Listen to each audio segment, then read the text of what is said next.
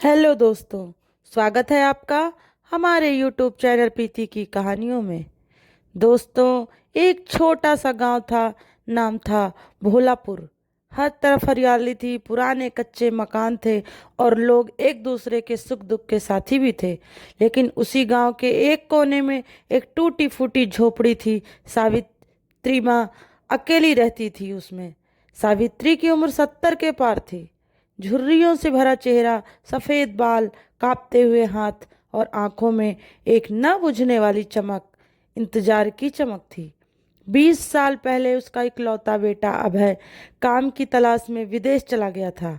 जाते वक्त उसने वादा किया था, माँ, बस 1 साल, फिर इतने पैसे कमा कर लौटूंगा कि तू कभी काम नहीं करेगी। बस थोड़ा इंतजार कर लेना माँ। पर उस 1 साल को 20 वर्ष हो गए थे। ना कोई फोन आया, ना ही कोई चिट्ठी आई। हर सुबह सावित्री माँ उठती, सबसे पहले दरवाजे पर जाती, दूर सड़क की तरफ टकटकी लगाए देखती। शायद डाकिया आता दिखे, शायद आज कोई चिट्ठी आए। डाकिया राम भरोसे रोज गुजरता था और हर रोज सावित्री पूछती, राम भरोसे बेटा, मेरे अभय की कोई चिट्ठी आई है क्या? राम भरोसे झूठी मुस्कान के साथ सिर हिला देता, अभी नहीं आई माँ जी, पर आएगी जरूर। गांव वाले अब उसे पागल कहने लगे थे।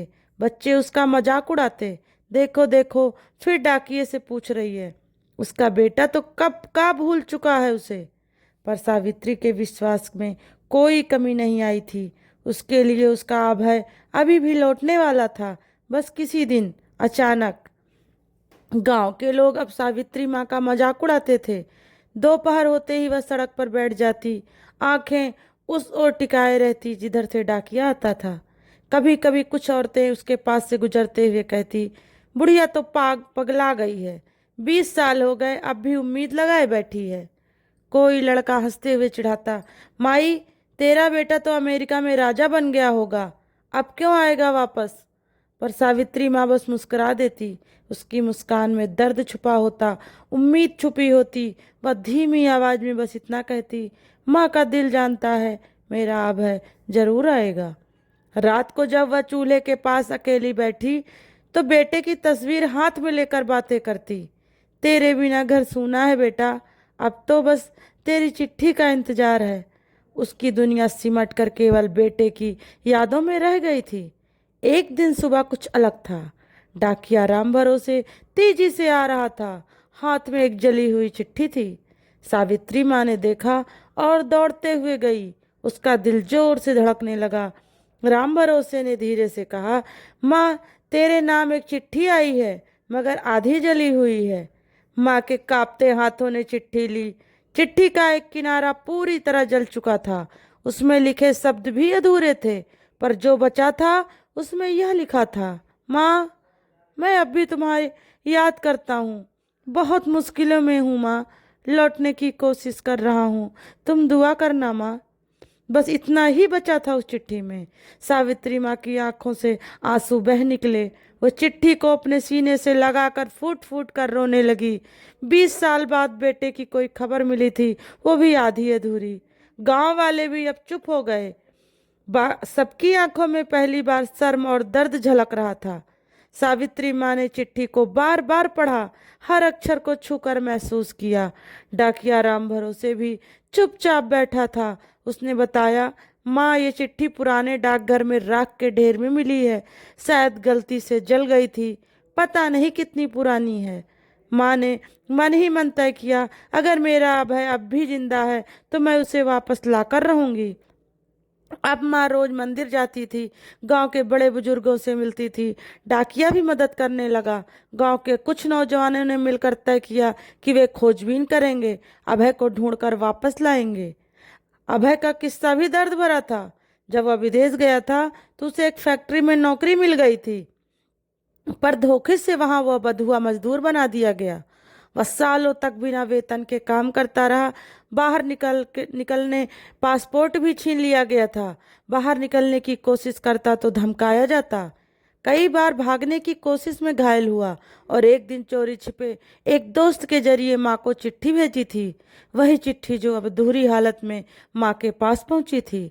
अभय अब भी वही था, टूटे हौसले के साथ माँ के नाम की दुआओं में बंधा हुआ था। गांव वालों ने एक एनजीओ से संपर्क किया, विदेश मंत्रालय को भी पत्र लिखा गया। कई हफ्तों की मेहनत के बाद एक दिन खुशखबरी आई, अभय को ढूंढ लिया गया है, उसे वापस भारत भेजा जा रहा है। सावित्री माँ की आंखों में फिर से चमक आ गई थी।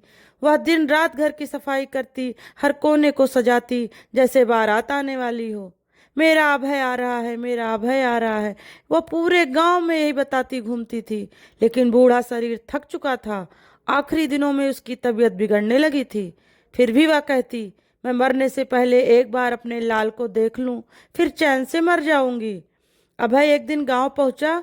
वह बेहद कमजोर हो चुका था, बाल बिखरे हुए, आंखों में दर्द। लेकिन जब गांव की मिट्टी को छूकर उसने प्रणाम किया, उसकी आंखों से आंसू झलकने लगे। गांव वाले उसे देखते ही दौड़ पड़े। सबके मुंह से निकला, माँ तेरा इंतजार कर रही है बेटा, जल्दी चल। अभय दौड़ते हुए घर पहुंचा। दरवाजा खुला था, चूल्हे पर अधपकी रोटियां थीं। सावित्री माँ चूल्हे के पास लेटी थी, चेहरे पर सुकून था। एक तस्वीर हाथ में थी, अभय के बचपन की तस्वीर। डाकिया राम भरोसे ने धीरे से कहा, तेरी माँ तुझे देखने के इंतजार में थी बेटा, बस कुछ घंटे पहले ही वह सो गई, हमेशा के लिए। अभय चीखा, माँ! वह दौड़कर माँ के चरणों में गिर पड़ा, माँ के ठंडे हाथों को अपने माथे से लगा लिया। पूरा गांव सिसक रहा था, पूरा आसमान रो रहा था, पूरा वक्त थम गया था।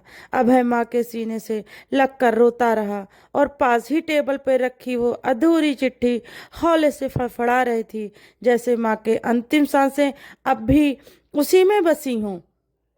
दोस्तों, माँ का प्यार अधूरा नहीं होता, चाहे दुनिया लाख बदल जाए। माँ की दुआएं हमेशा हमें ढूंढ लेती हैं। जब तक माँ है तब तक दुनिया में रोशनी है।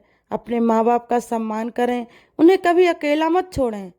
तो दोस्तों, आपको हमारी ये कहानी कैसी लगी, प्लीज़ कमेंट करके ज़रूर बताइएगा। और अगर अच्छी लगी हो तो लाइक और शेयर करना ना भूलिएगा। मेरे चैनल पर अगर न्यू हो तो चैनल को सब्सक्राइब करके नोटिफिकेशन ऑन करिएगा, जिससे हमारी नई नई कहानियाँ आप तक पहुँचती रहें। तो दोस्तों, फिर मिलते हैं आपसे एक नई कहानी के साथ। तब तक के लिए दोस्तों, नमस्कार।